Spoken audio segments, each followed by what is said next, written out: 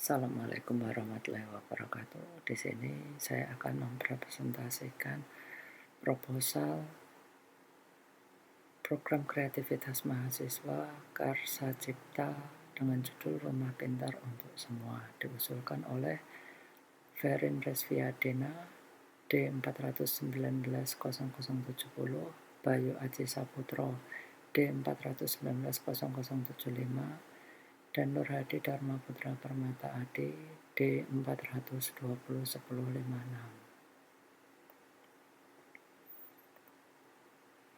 Nah, latar belakang masalah kami mengajukan PKM ini, bertambahnya usia suatu negara menunjukkan proses perkembangannya negara tersebut. Semakin lama maka akan membutuhkan serapan sumber daya manusia yang banyak.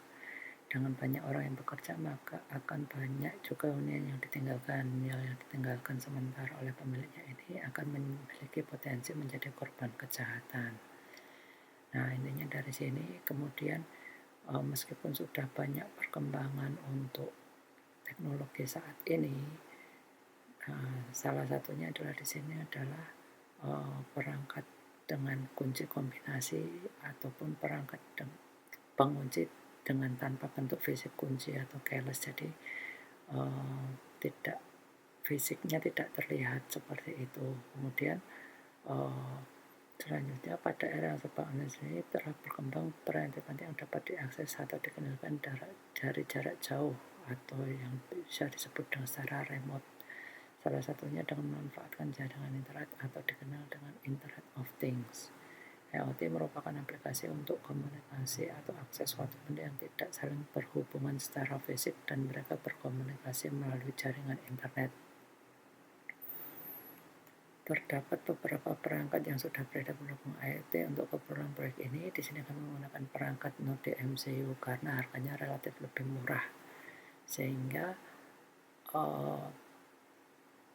diharapkan kita bisa membuat prototipenya dan mungkin kita bisa membuatnya menjadi suatu produk yang setiap orang mungkin bisa dengan harga terjangkau dan sebagian bisa menikmatinya lah, seperti itu.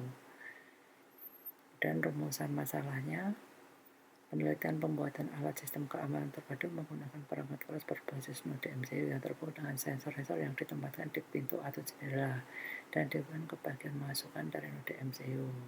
Pada bagian aktuator atau keluaran mengendalikan motor servo, solenoid elektromagnetik, dan buzzer. Pada sisi antarmuka antara pengguna dan perangkat menggunakan akses web maupun aplikasi Android. Jadi di sini kita bisa membuat aplikasi APK-nya untuk sistem Android, ataupun jika tidak memiliki browser Android kita bisa mengaksesnya lewat web, misalnya dari komputer, seperti itu. Dan untuk menjamin sistem selalu pada kondisi aktif, maka perlu diberikan tenaga suplai cadangan berupa baterai. Tujuan dari program kreativitas mahasiswa Karya Cipta ini, 1. Membuat laporan kemajuan penelitian mengenai keefektifan alat rumah pintar untuk semua terhadap kondisi nyata. Yang kedua, membuat laporan akhir penelitian mengenai alat yang dibuat. Kemudian yang ketiga adalah menghasilkan prototipe rumah pintar untuk semua. Luarannya yaitu 1. Membuat laporan kemajuan berdasarkan uji coba. Yang kedua, membuat laporan akhir mengenai alat yang dibuat. Kemudian yang ketiga adalah prototipe alat yang dapat dimanfaatkan secara nyata.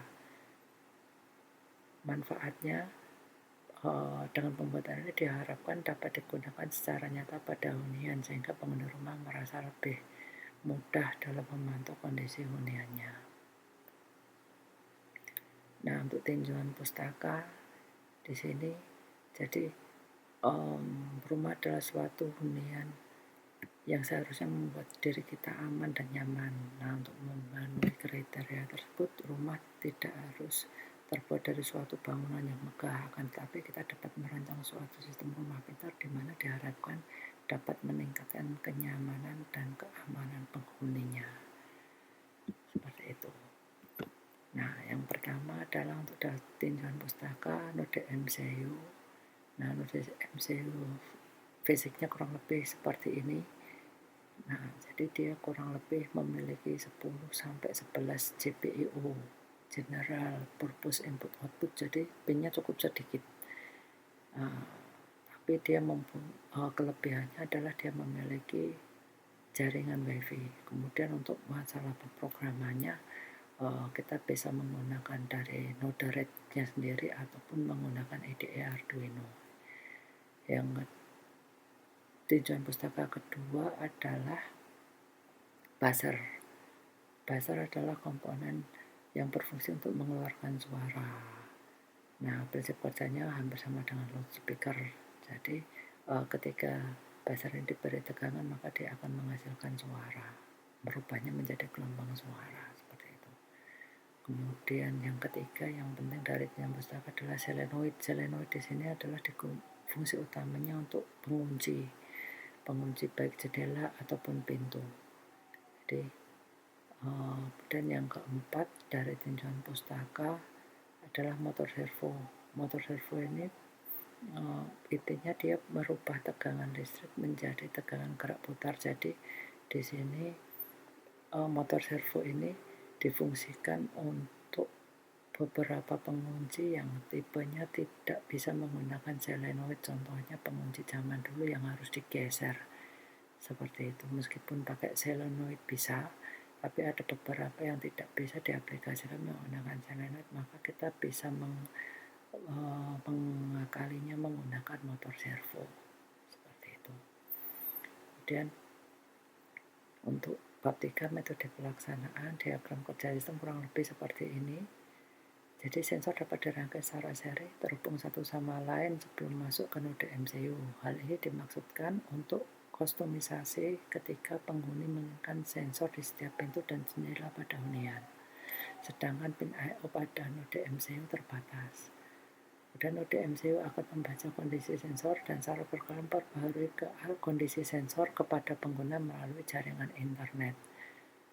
Saat node MCU posisi terkunci dan sensor mendeteksi adanya suatu pergerakan, maka node MCU akan mengaktifkan buzzer sebagai indikator langsung di hunian. Selain itu, node MCU juga akan mengirimkan sinyal peringatan kepada penghuni melalui jaringan internet. Yang keempat, solenoid dan servo digunakan sebagai mekanisme pengunci ketika penghuni lupa untuk mengaktifkan pengunci. Kondisi status pengunci ini juga akan terbaca oleh node MCU, sehingga ketika node MCU belum pada posisi terkunci, maka akan memberikan peringatan kepada pengguna atau penghuni melalui jaringan internet. Jadi di sini sensor masuk ke node MCU, kemudian MCU ini yang memerintahkan solenoid, buzzer ataupun servo yang bertindak sebagai aktuator akhir.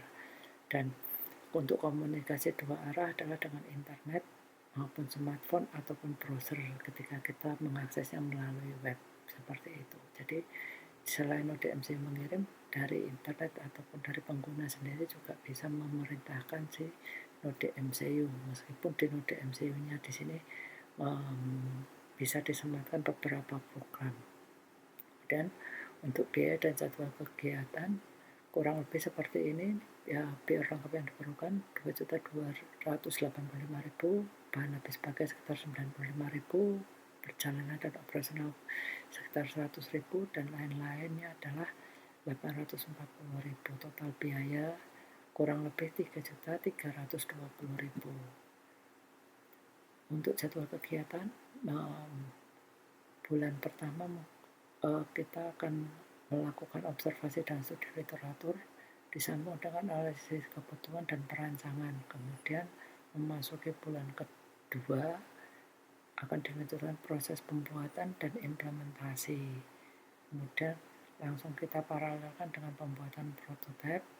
Kemudian di bulan ketiga kita mulai pengujian dan bulan keempat evaluasi beserta pembuatan laporan. Untuk daftar pustakanya di sini. Kemudian berikut lampiran-lampiran. Kemudian berikut adalah rinciannya. Rinciannya adalah kurang lebih justifikasi anggaran kegiatan. Untuk motor servo kita coba 4. Kemudian microcontroller node MCU kita coba 2. Jadi mungkin kita akan mencoba bereksperimen dengan memparalelkan dua microcontroller tersebut. Kemudian untuk sensor, kita tidak menggunakan sensor PIR karena sensornya terletak di pintu atau jendela, jadi lebih efektif menggunakan reed switch seperti itu. Kemudian susunan organisasi kurang lebih seperti ini.